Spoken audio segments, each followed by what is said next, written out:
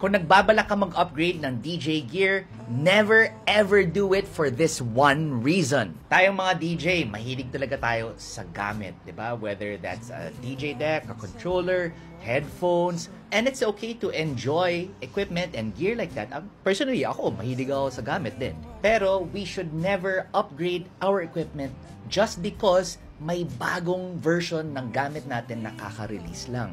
Kung yung mindset mo sa DJing ay you always need the latest and greatest equipment, magiging never-ending quest siya of just buying gear na hindi mo naman talaga kailangan sa totoo lang. Huwag natin kalimutan na ang pagdi-DJ ay mostly playing one song after another and responding to what's happening on the dance floor.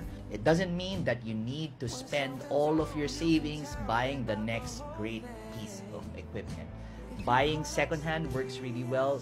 Older equipment is also good. It really depends on your budget. Yung DJ gear, hindi yan parang cellphone na dapat every year or every other year ina-upgrade.